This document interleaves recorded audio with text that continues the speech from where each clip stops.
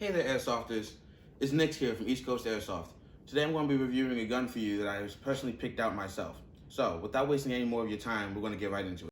So, the gun that I'll be reviewing for you today is the G&G Armament Cobalt Kinetics BAMF AR15. Now, looking at this box, I just personally love every single box that G&G has made so far for all of their guns. But this white one, in my opinion, stands out among the rest. Has the gun clearly embellished on the outside of it. Just, I don't know, it just means something different to me. So, without further ado, the gun itself.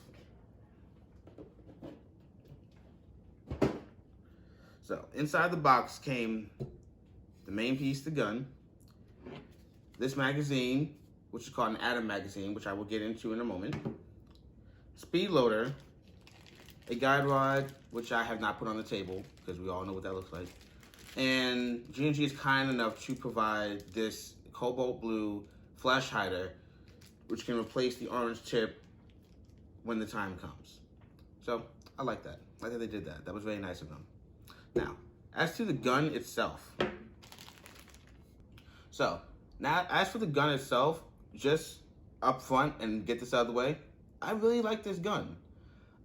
G&G, I only have one other G&G gun so far that this gun reminds me of, and I will compare the two later, but overall, this is a really nice gun, just looking at it so far. I haven't had the chance to test this and shoot it yet, but we will definitely get to that. As for the gun itself, it is made entirely out of CNC machined aluminum. And it feels really, really well balanced for that. Most guns that have a full metal body, for some people, feel a little bit heavier than their polymer counterparts, but this doesn't feel it. Now then, the rail is a M-LOK rail that has a small Picatinny rail mount on the end of it. And it looks like there's also one on top where this iron sight is, so that can probably be taken off if you so please. I don't know how certain people feel about their iron sights, but me personally, on most of my guns, I take them off and replace them with a sight. Yeah, these are nice. They feel nice. They line up right. Now the gun features a lot of ambidextrous features. For one, the fire selector, a mag release, and the bolt are all ambidextrous. So you can run it with your left or in your right, and it will make no difference for the functionality of the gun. So a noticeable part of this gun is the enhanced magwell. Since this gun is basically designed as a replica of a race gun, which a lot of speed shooters use in their competitions, the enhanced magwell is designed to make it easier to reload mags on the fly. You can't beat a record for shooting if you can't reload your mag quickly. Now then, get into the stock. The stock was an interesting point for me to make because it's not collapsible and it's all full metal. Now, I know a lot of people, they don't like stocks that don't collapse well. Me personally, it doesn't really bother me all that much. But for those of you who that could be a deal breaker for, I do want to just let you know that the stock does not at all collapse. This metal stock is all, of course, one piece, with the exception of the buffer tube, which is where the battery goes. And I'm kind of curious to find out exactly how much battery space is in this gun. And when I take this gun, hopefully to go and field it, I will probably get more in depth with that as it goes. Now then, the internals of this gun features G&G's Gen 2 gearbox with an micro trigger ETU. Also, according to what I've heard and read about this gun, per the MOSFET, and probably as is customary with most of G&G's Gen 2 MOSFETs, it can be programmed to basically run 3 bursts or 5 bursts, depending on filling with the trigger just a little bit. So yeah. Now, for all that being said, the main talking point for this gun, ironically, is not even the gun itself. This gun is marketed with coming with a mag called the Atom mag, which is a new system called the Auto Drop Advanced Magazine. Now, what that basically means is once this magazine fires every BB, and this magazine holds 90 for the record, this mag is designed to automatically drop away from the gun. I don't know how I feel about that.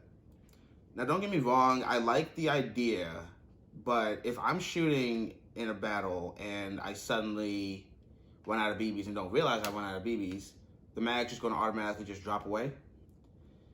Yeah, I can automatically think of like a bunch of ways that could go wrong. It's interesting though, I will say. Fortunately, there is a way to disable that feature. The magazine comes with a switch that allows you to unlock or lock the mechanism in place, which allows it to drop away. Because as you see, if I put it in the into the magwell now, and it's empty, it's staying in. However, when I flip that switch back to on, which is a small switch here in the back end of the mag, when I flip that switch back to on and replace it into the gun, it immediately falls out.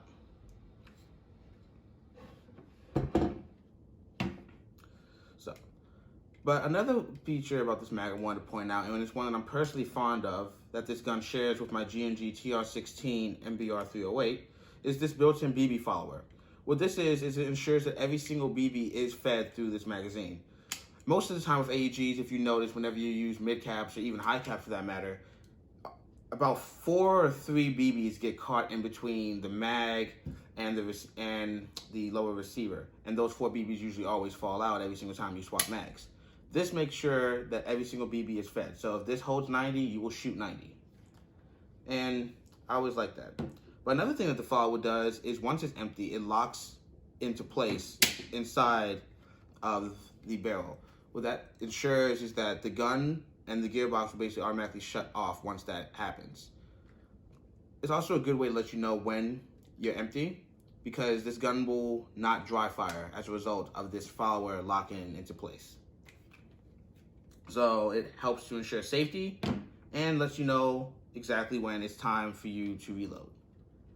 So with mags like this, good job, G&G. So with those being the key talking points about this gun, without any further ado, I really, really look forward to fielding this gun and seeing exactly how well it goes. So I brought the gun here to Robin Hood Paintball in Havre de Grace, Maryland. There's a very nice community of players here, and I'm very proud to call myself one of them. Now to the interesting part that I was looking forward to. Trying to figure out how the battery is going to work with this gun. So looking at the stock, I was able to find that there's a hex key that is needed to unscrew it in order to gain access to the buffer tube where the battery will reside while using it.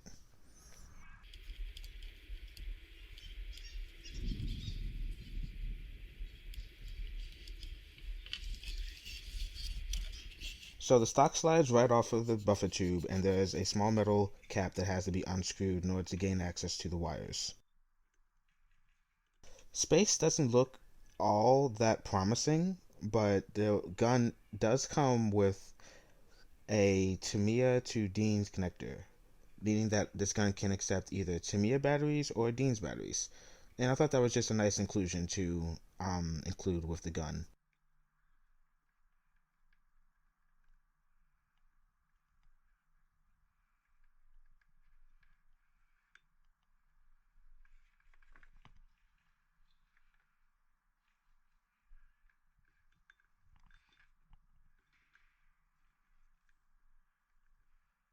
Attempting to fit an Elite Force 11-1 into this gun proved, well, let's just say more than difficult. It didn't seem like it was going to fit. I tried putting it in through the top of the buffer tube, through the back of it, neither seemed to work. So, as nice as this gun is, it seems like the battery options that you have are very limited. Luckily, I bought a Vulcan 7.4, which I was pretty sure would fit due to the overall size of the battery.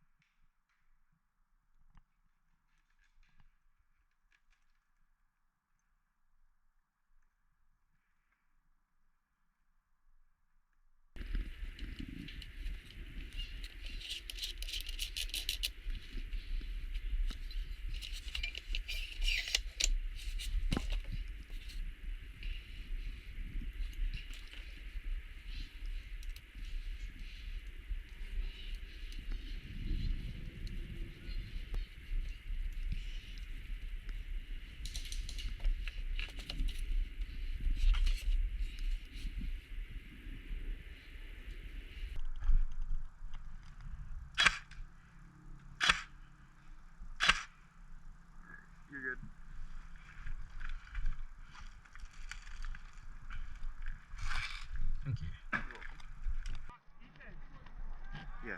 Cool. All right, let's go murder some people.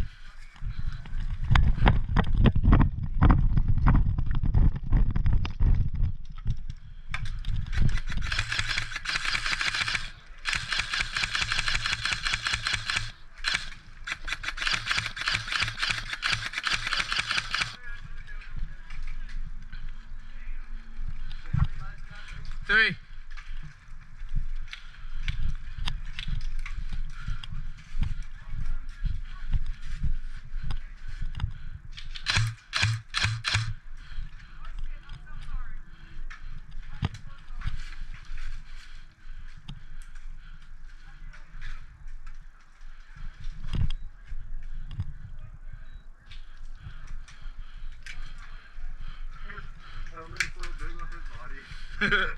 He's like one of my pop dolls.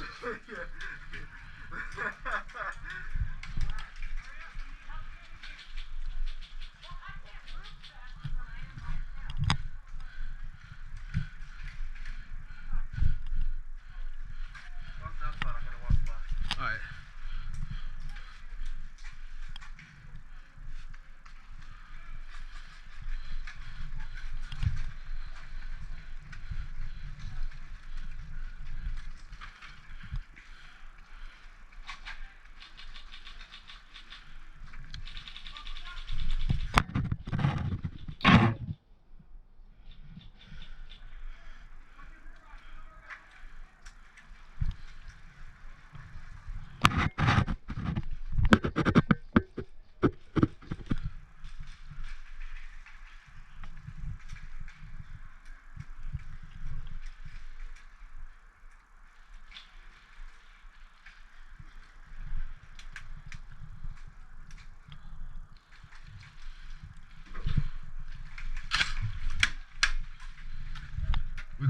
I got one. This way.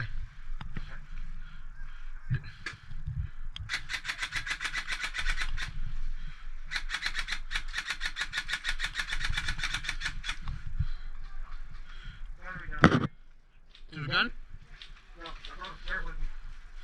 Cover.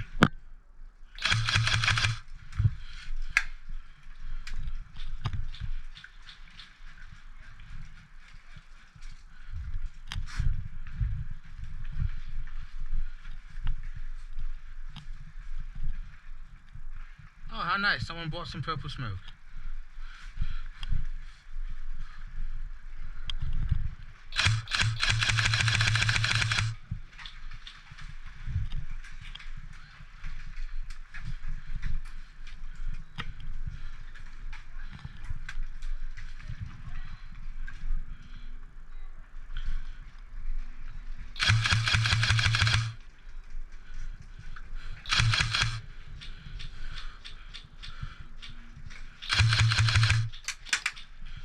Damn, that's close.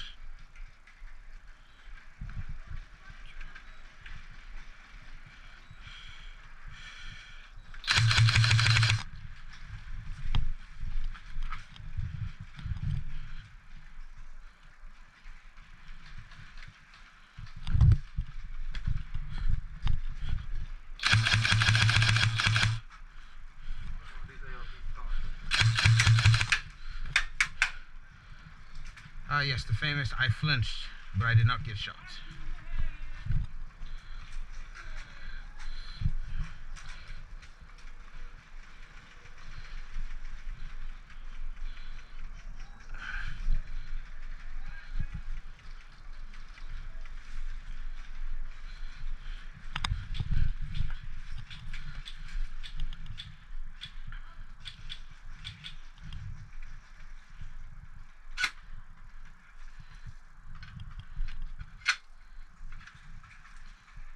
Man, that was a process.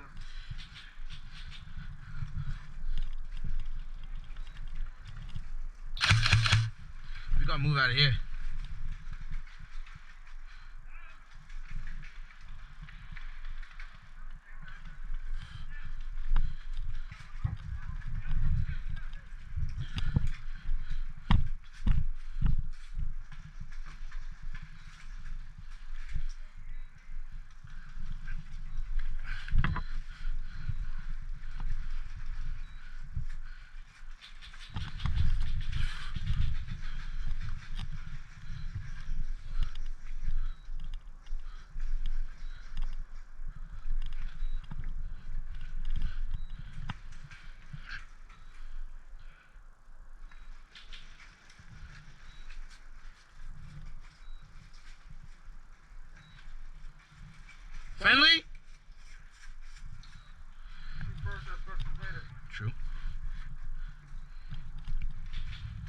He is friendly. He is.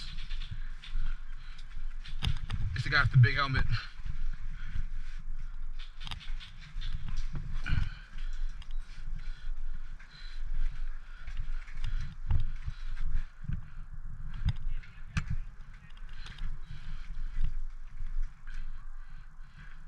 How's the right side looking?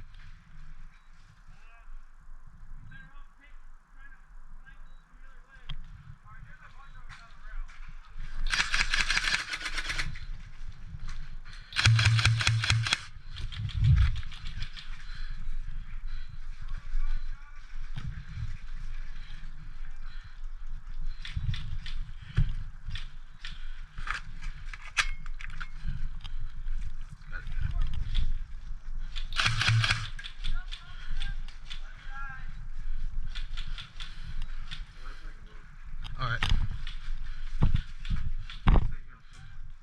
Copy. Whoa.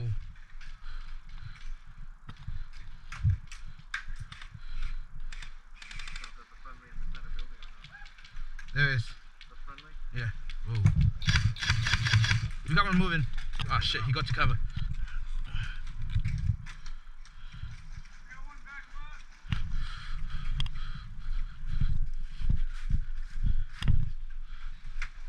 Oh, that's friendly. Alright, that's shield, bro.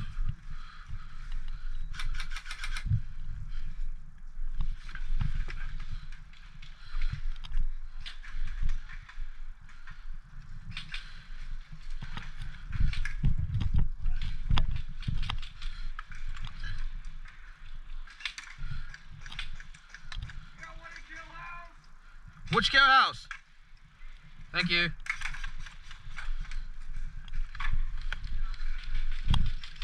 Randy, right.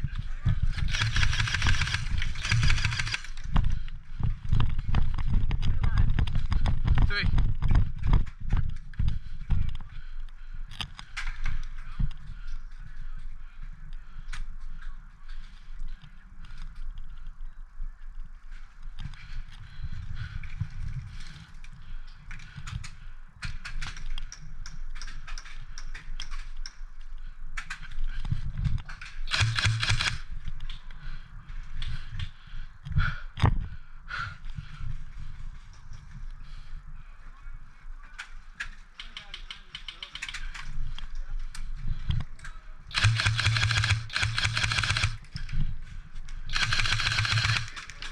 Moving right, moving right.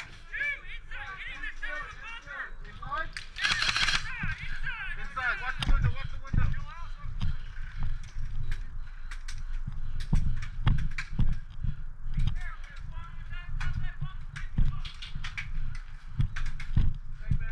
Where are you?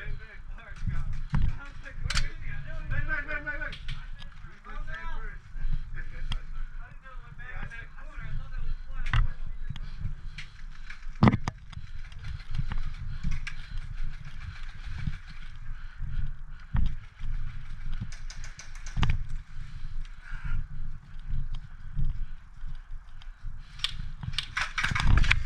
Oh, I'm so sorry. You didn't hit me, or if you did, it was on the back. Alright, are you on our team? Yeah. Oh, You sorry. start at the hill? Yeah. Yeah. Alright, sorry about that. It's fine. I was just right around this wall. There's another wall where you can get covered. Alright, thank you. What we got? I don't see anybody.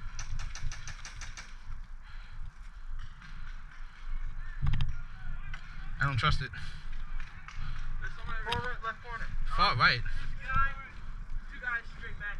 Straight back? Run.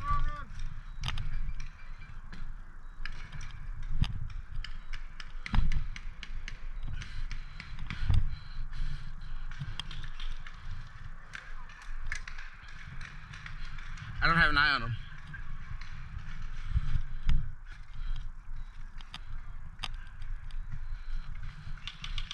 Someone's at, like a truck. Oh, no, they're out. You want to hit the cover on this wall right here? Oh, there's this guy coming up. He's open. Wide open. He was standing in there. Okay, he's not out of it. Going around the corner. Which corner? Right there. Right, or left? Why I didn't get it. Right or left? He's left. He's going right on that house on that left corner. Alright. He's in, oh no, he's walking back. Yeah, no. Alright, cool.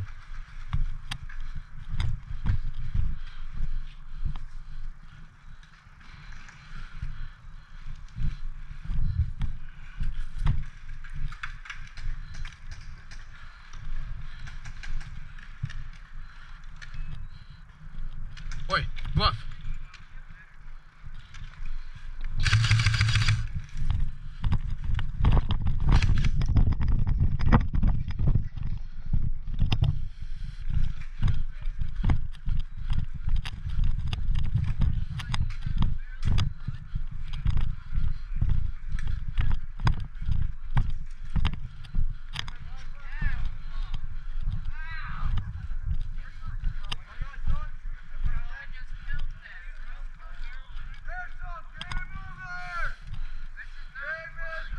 Oh, this.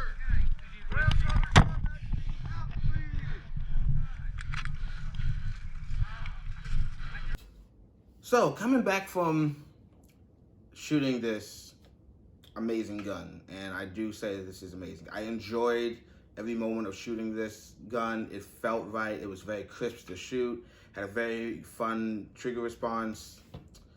Only thing that I did not like about shooting this gun was the mag. Now, off screen, I did have a situation where the mag fell away from the gun, and I didn't even realize it, and I was literally halfway to spawn. I was walking from the staging area to spawn, the mag fell out, and I almost lost it. But thanks to a very, very nice person standing by, I was able to recover this. Because I may not like it, but I'm not trying to lose it either. I may use it in the future, who knows. And the gun did surprise me, because the gun, and I'm pretty sure this is the feature with all G&G Gen 2s, because my TR16, now that I know that this can happen, it does the same thing. The MOSFET will beep when the battery is low, letting you know that it's time to basically get a new battery or charge your old one.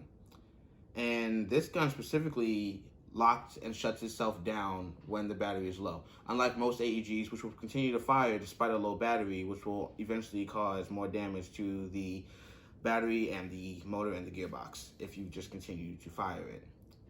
So overall, I would definitely buy this gun again. Even with the mag, even with this mag, and even with the lack of sufficient battery space in the stock, this is a really nice gun, really good gun. I feel like a lot of people would probably enjoy this. It would take some getting used to, but in Airsoft, almost everything takes some getting used to. Now, with that being said, this is Nix. Have fun out there, stay safe, and keep shooting.